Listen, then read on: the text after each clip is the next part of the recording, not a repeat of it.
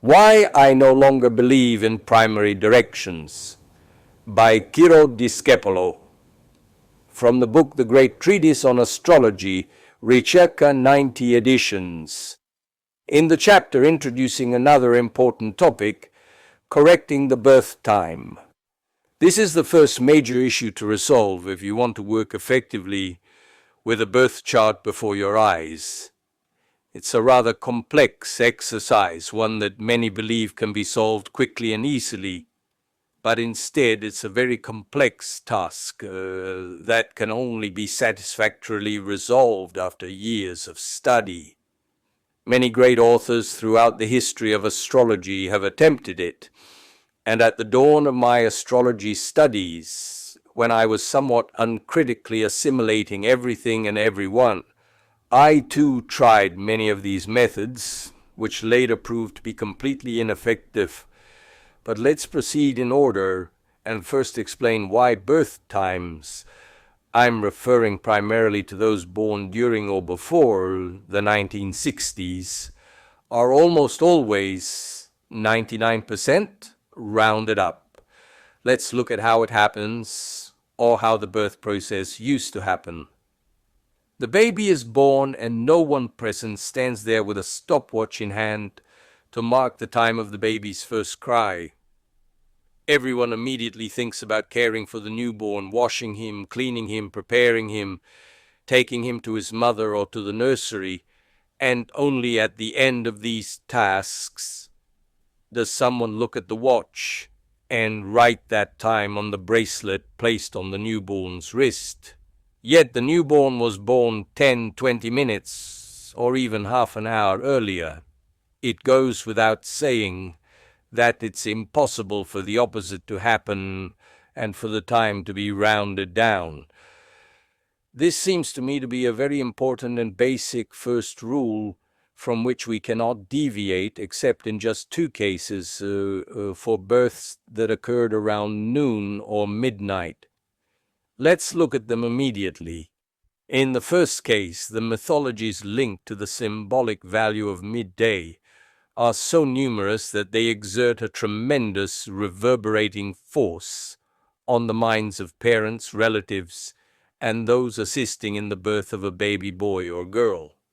For a mother, being able to say, "My child was born on the 12th stroke of midday," is so captivating that even if the baby was actually born at 12:40, he or she is born at 12 o'clock. In this regard, if I were to one day recount these and other mythologies and compile a dossier on the lies, mostly told in good faith, I've been told about birth times, I could write a much more weighty text than this. I remember, for example, a mother in her 50s and still very clear-headed, who accompanied her daughter for a consultation. "Look, don't waste time." I remember it as if it were today. It was Sunday, and the 12th stroke of midday rang. While she spoke, I checked on the computer and gave her the bad news that the day in question was a Tuesday and not a Sunday. Most parents, and consequently those directly involved, swear by baby Jesus, the Madonna, and all the saints that they can't be mistaken because at the time of birth there was a large clock in front of them, and therefore fantasies, mythologies, dreams, if you accept them uncritically, you're lost. All your studies go to waste. It was precisely around midday that I happened to imagine something similar for Piero Chiara, a writer I loved very much, way back when I was contributing to the monthly magazine Astra and writing portraits of characters for the editor Giuseppe Botteri. A few weeks later, the subject sent me a long letter congratulating me and, above all, noting the accuracy of an observation I had made about his time of birth, which had fallen victim, like so many others, to the mythology of midday. And around midnight, the most unlikely things can happen. In times not too distant, there were severe sanctions if the child was not declared within a certain number of days of birth, and for latecomers, there was no other choice than to postpone the date and time of birth by sometimes many days. When someone comes to me and tells me they can't even be sure of the day they were born, I immediately end our meeting.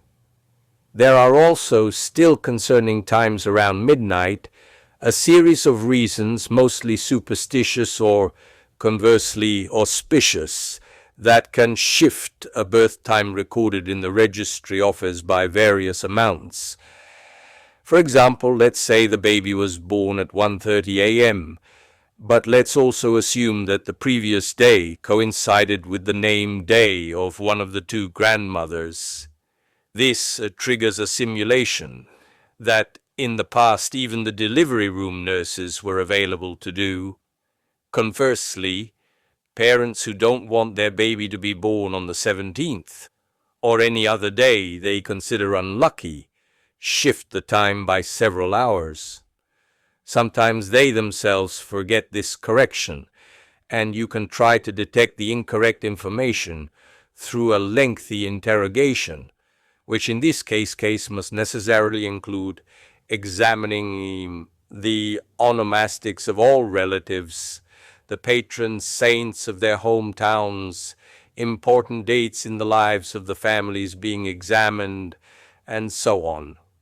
Usually everyone agrees that birth times are generally incorrect, but everyone is also convinced that their own time is correct down to the minute. And as we were saying, there are references to saints, Madonnas, and other deities. Don't let all this deter you and continue on your way. Your Virgil in this case must be mistrust.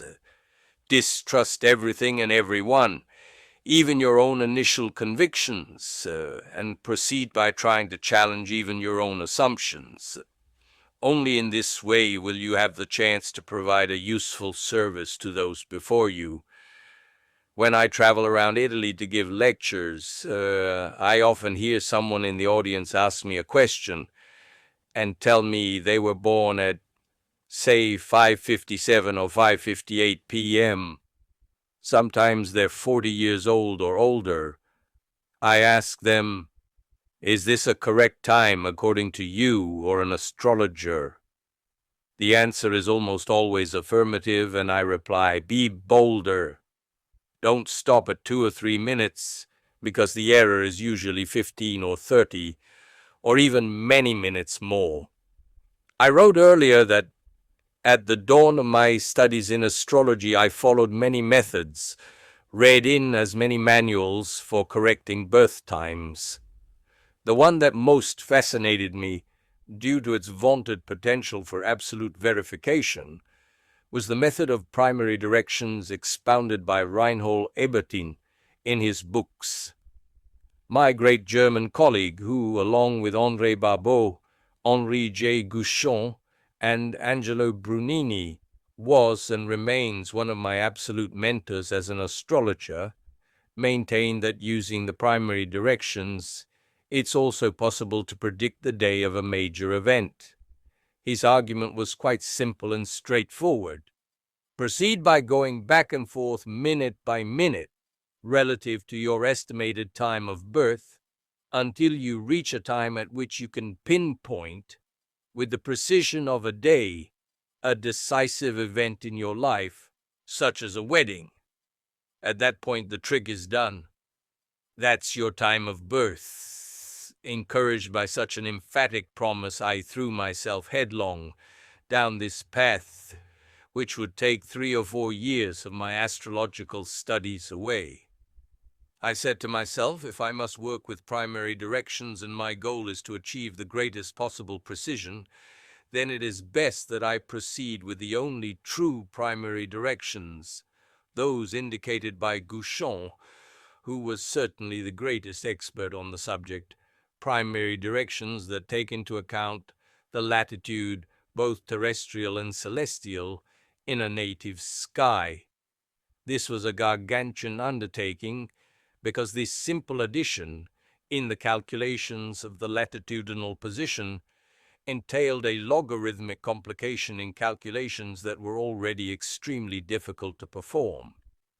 The few American programs circulating in those years which claimed to calculate true primary directions actually calculated fake primary directions. I then decided to build this software myself, with the help of some super experts in computer science, but especially in mathematics and spherical trigonometry.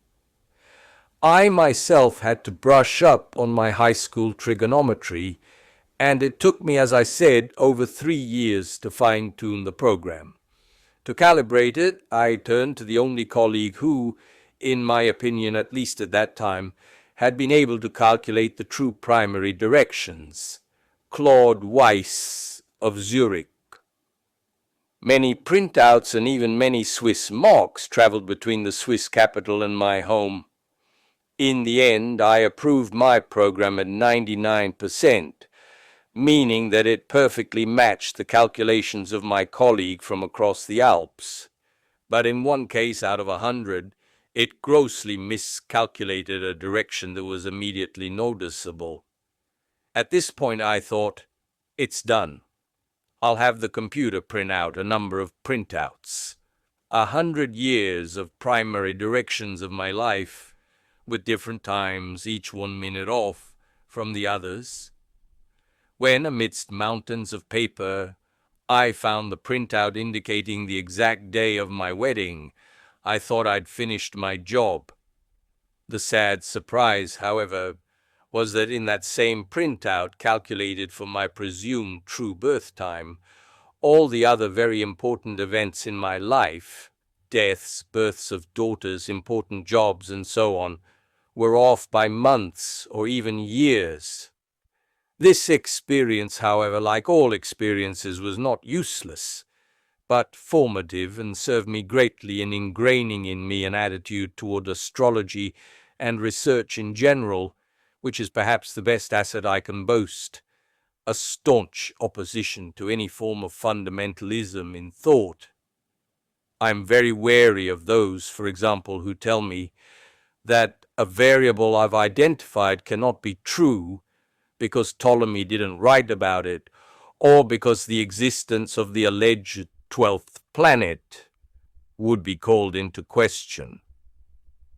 Personally, I begin to believe that something has the force of law in astrology as elsewhere, only after I've proven it thousands of times.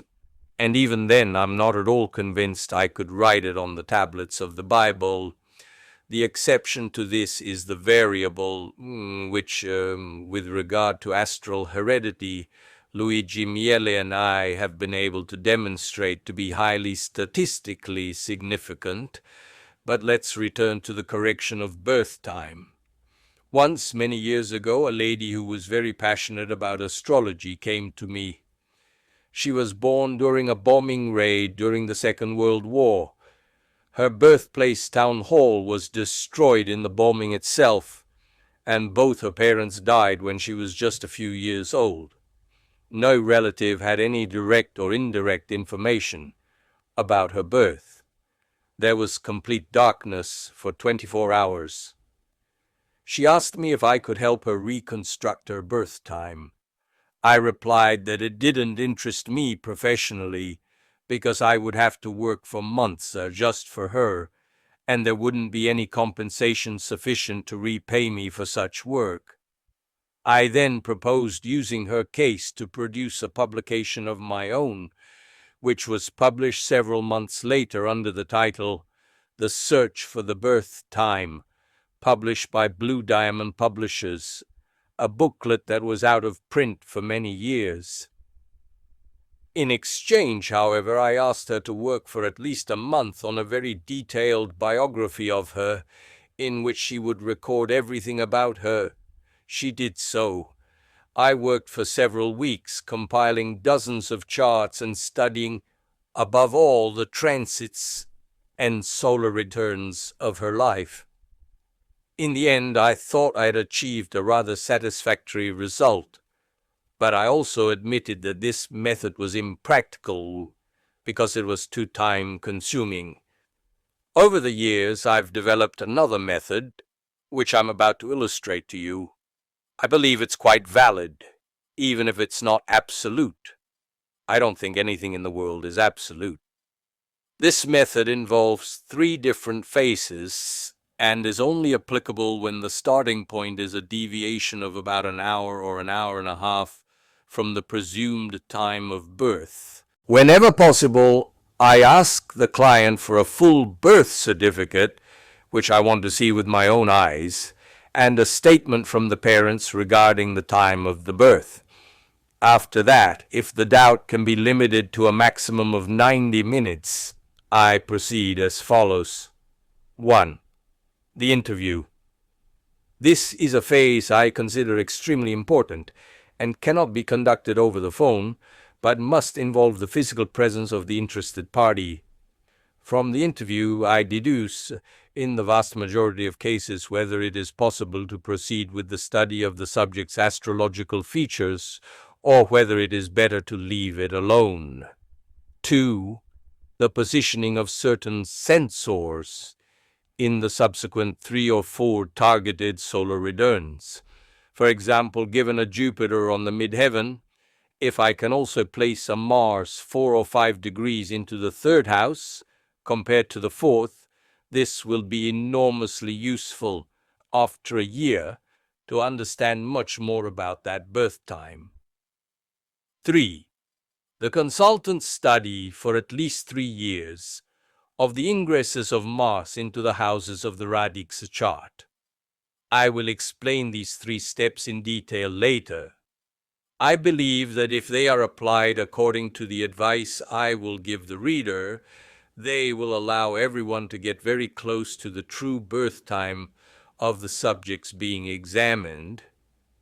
Personally, if it's of interest, after several years of study, using this method, I believe I have been able to ascertain that I was born at 5:40 on the birth certificate, and in my father's memories there was a round 6, which even corresponds to the degree and day, with the sensors of the RSM and the ingresses of Mars into the houses.